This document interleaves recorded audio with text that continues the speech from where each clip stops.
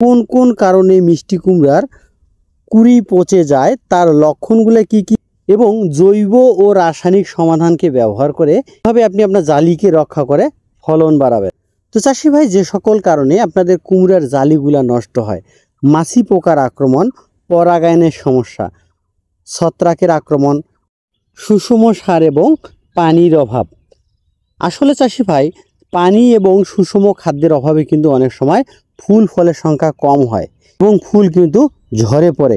এই কারণে চাষি ভাই, ফুল আসার আগে অবশ্যই প্রতি গাছে রিং পদ্ধতিতে আপনারা ব্যবহার করতে পারেন। 100 গ্রাম ইউরিয়া, 100 গ্রাম টিএসপি, 80 থেকে 100 গ্রাম হচ্ছে এমওপি।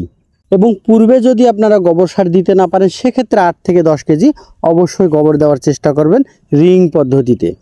তো চাষি ভাই, আপনারা যদি বাণিজ্যিকভাবে মিষ্টি কুমড়া চাষাবাদ করেন, সেক্ষেত্রে আপনারা প্লাবিত সেচ দেবেন। এবং যদি 2-1টি গাছে কিংবা টবে অথবা ছাদ বাগানে চাষাবাদ করেন, সেক্ষেত্রে কিন্তু আপনারা বালতি দিয়ে রিং পদ্ধতিতে সেচ দিতে পারেন। চাষি ভাই, বোরনের অভাবে যেন আপনাদের ফুলের কুড়িগুলা ঝরে না যায়, এই জন্য প্রতি লিটার পানিতে 1 থেকে 1.5 গ্রাম ভালো কোয়ালিটির সলুবর বোরন স্প্রে করবেন। চাষি ভাই, এর পরের যে বিষয়টি হচ্ছে তা হচ্ছে ছত্রাকের কারণ। মিষ্টি কুমড়ার জালি মাটির সংস্পর্শে থাকার কারণে মাটিতে বসবাসকারী ক্ষতিকারক যে ছত্রাকগুলো আছে, সেগুলো কিন্তু মিষ্টি কুমড়ার জালির মধ্যে আক্রমণ করে, ফলে কিন্তু মিষ্টি কুমড়ার জালি বা কুড়িগুলা পচে যায়। এই কারণে চাষি ভাই, আপনারা দয়া করে যদি ফুল ফোটার পর ফলের নিচে খড় বিছিয়ে দিতে পারেন, কিংবা পরাগায়নের সাথে সাথে পলিথিন দিয়ে কিন্তু আপনারা ঢেকেও দিতে পারেন। এর ফলে মাটির সংস্পর্শে থাকবে না এবং ফলটাও থাকবে আপনাদের সুরক্ষিত। এর পরের যে কারণটি হচ্ছে পরাগায়নের অভাব। আমরা পোকামাকড় তাড়ানোর জন্য দুর্গন্ধযুক্ত কড়া কীটনাশক ব্যবহার করে থাকি।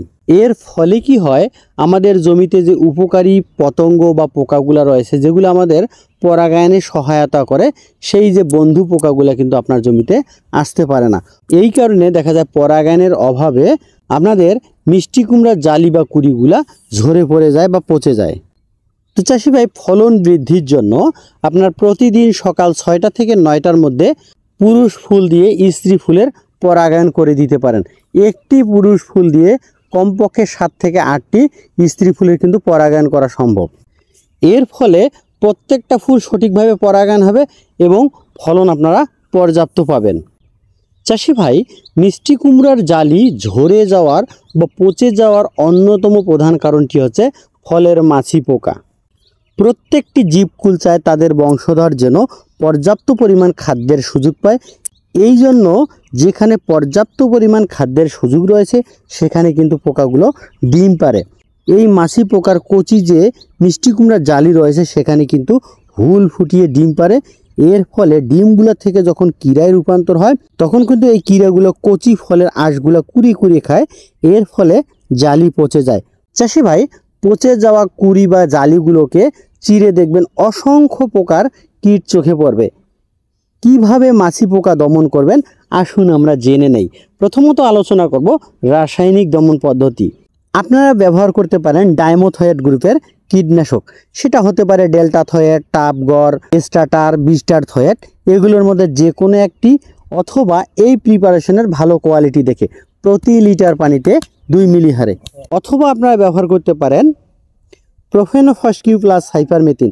সেটা হতে পারে সবিক্রন, সেলক্রন, দামদমা।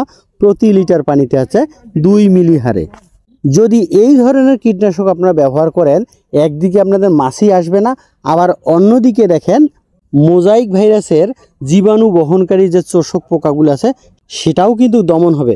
তবে চাষি ভাই, যেহেতু এখানে পোকা আসবে না বা পতঙ্গ আসবে না, অবশ্যই আপনাদেরকে হাতে পরাগায়ন করে দিতে হবে কৃত্রিম উপায়ে।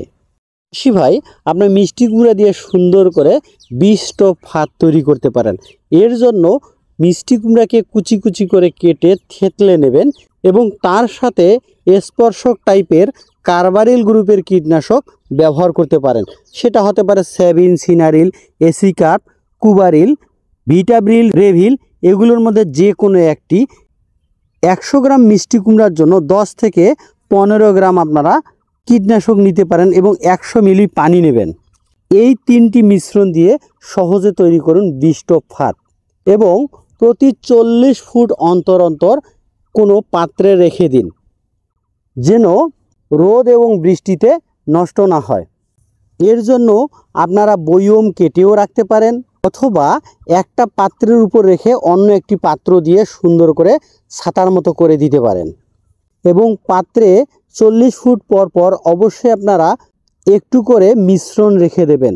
এবং পোকা যখন ডিম পাড়ার জন্য আসবে এবং সেখানে ডিম পারবে, ডিমগুলো কিন্তু সাথে সাথে নষ্ট হয়ে যাবে বিষের কারণে।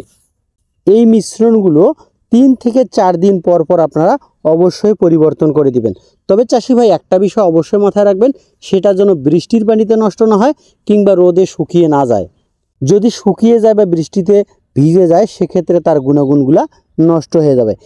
তো চাষি ভাই, এর পরের যে বিষয়টি আমরা জানবো সেটা হচ্ছে ফেরোমন ফাঁদ। আপনারা ব্যবহার করতে পারেন সেক্স ফেরোমন ফাঁদ, অনেকে এটাকে তাবিজ বলে থাকে। নির্দিষ্ট দূরত্ব পর পর আপনারা ফেরোমন ফাঁদ বসাতে পারেন। চাষি ভাই, বাজারে 2 ধরনের ফেরোমন ফাঁদ পাওয়া যায়। একটিতে পানি দিতে হয়, আবার অন্যটিতে পানি ছাড়াই কিন্তু চমৎকার কাজ করে। বাজারে কিন্তু ফেরোমন ফাঁদ বসানোর জন্য পাত্র কিন্তু কিনতে পাওয়া যায়, অথবা আপনি নিজেও কিন্তু বয়ম কেটে ফেরোমন ফাঁদের পাত্র তৈরি করতে পারেন। কিভাবে করবেন জানার যদি আগ্রহ থাকে অবশ্যই কমেন্ট করবেন, আমি আপনাদের জন্য আরেকটি নতুন ভিডিও নিয়ে আসব। চাষি ভাই, এখন সব থেকে দুর্দান্ত এবং সহজলভ্য সস্তা একটা বিষয়ের কথা বলবো, সেটা হচ্ছে পলিথিন প্যাকিং। আপনারা কুমড়ার পরাগায়নের পর আপনাদের জালিগুলোকে সুন্দর করে পাতলা পলিথিন দিয়ে কিন্তু মুড়িয়ে দিতে পারেন। এর ফলে পলিথিনের আবরণ থাকার কারণে আপনাদের এই জালিটাতে কিন্তু হুল ফুটাতে পারবে না, এবং চামড়া শক্ত না হওয়া পর্যন্ত ওভাবেই ঢেকে রাখুন। তবে চাষি ভাই, এখানে একটা সতর্কতা অবশ্যই আপনাদেরকে মানতে হবে। কিছুটা হইলেও যেন আলো বাতাস আপনাদের কুমড়ার মধ্যে চলাচল করে, এই কারণে কিছুটা অল্প হইলেও ফাঁক রাখতে হবে, কিংবা ছিদ্রযুক্ত পলিথিন আপনাদেরকে ব্যবহার করতে হবে। আপনাদের কুমড়ার চামড়া যখন একটুখানি শক্ত হয়ে যাবে, আপনি সুন্দর করে সমস্ত পলিথিনটা খুলে দিতে পারেন।